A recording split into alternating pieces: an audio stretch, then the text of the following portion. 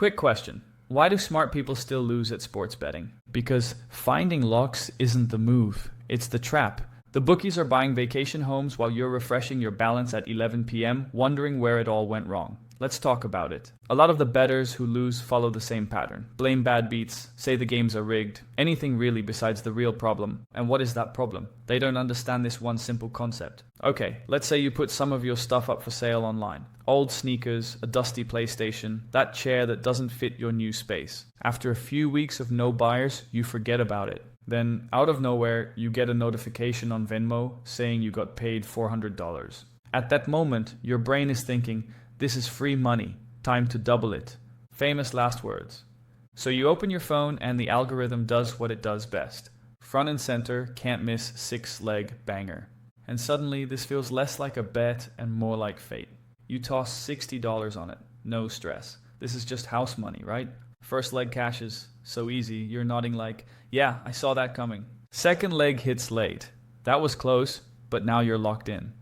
By leg 4, you're mentally upgrading your weekend plans. Maybe a steak, maybe 2 drinks instead of 1, you earned it. Now it's the last leg, your team's cruising, clock's melting, you're already counting the payout.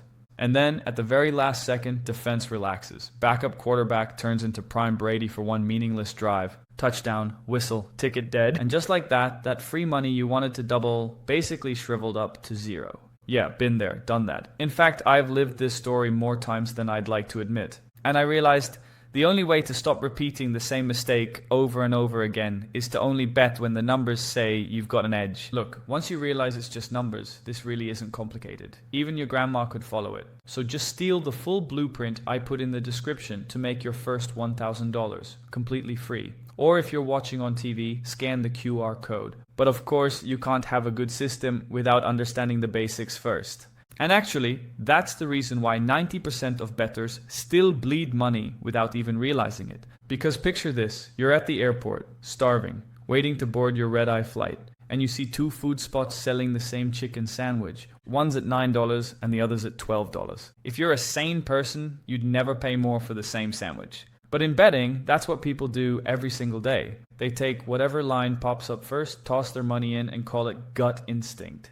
And that's the difference between a casual and a pro. Because pros treat every wager like an investment. They hunt for the best price, not the first one. And if you spend 30 seconds comparing odds across books, you'll be shocked at how often you find an extra half point or better payout just waiting for you.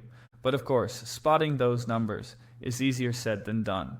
Remember that Cowboys versus Panthers game? Most casual bettors saw that matchup and went, come on, Dallas at home, that's a layup. And yeah, Carolina wasn't exactly scaring anyone that season. But here's what people miss. It might feel obvious to you now, but the sportsbooks were already in on it days before. So the number gets juiced before you ever tap place bet. You see where I'm going here?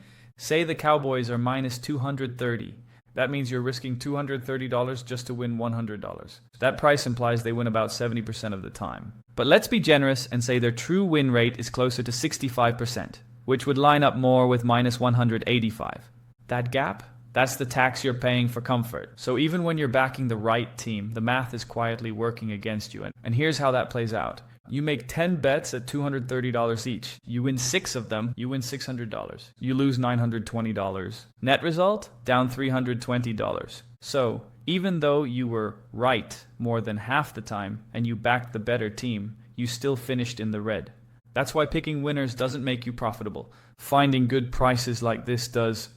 And it's not just me. Just take a look at this guy from my community. He won big time, and you can too. Join our private link to learn effective strategies and share wins like these. Links in the description, or just scan this QR right here. I rely on OddsJam to automate the process, so I can sit back and watch the magic unfold. But first, I want you to think about this. Most bettors only use 1 or 2 sportsbooks. That's like shopping for a new TV at just one store, which means you're guaranteed to get ripped off. That's cause value only shows up when you can compare prices across multiple stores, or in this case, multiple books. OddsJam scans 40 plus sportsbooks at once, so when one sportsbook posts a bad price, you see it instantly. So here's an example. Baylor versus SMU. First quarter team total. SMU over 7.5. Midnight Sportsbook is offering it at plus 175. Meanwhile, most other books are sitting between plus 120 and plus 153, with the market average around plus 153. So why does that matter? Because at plus 175, Midnight is basically saying there's only a 36.4% chance of this hitting. But the true market projection, based on all the other books, is around 40.5%. That gap creates an 11.47% positive expected value. That's what OddsJam does for you. It helps you find bets where the sportsbook is accidentally giving you better odds than reality suggests. And when you stack these kinds of plays day after day, you tilt the edge away from the book and back to yourself. And they don't have to be huge edges. 3% here, 5% there, and after a while, the math snowballs.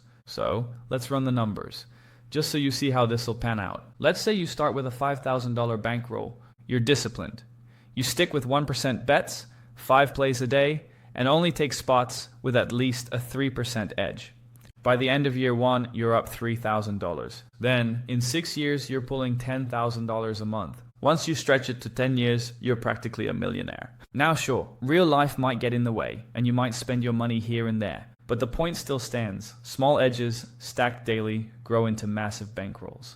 So don't be shocked if your $1,000 starting profit turns into $10,000, then into $100,000. That's just how the math rolls. But don't get ahead of yourself. You're still human, after all. And like any human, emotions can get in the way. So let me tell you a story. UFC 293, Adesanya versus Strickland. Everyone around me said Izzy was a lock. One guy I knew even dumped his whole account on him at minus 600, bragging it was free money. But instead of Izzy outstriking his opponent like usual, Strickland knocked him down in the first round with a sharp 1-2. But my guy was still confident. It's too early to tell, he said. This is prime Izzy. He'll get a knockout in the later round, he said. Well, that didn't go as planned, because Strickland walked Izzy down with constant pressure.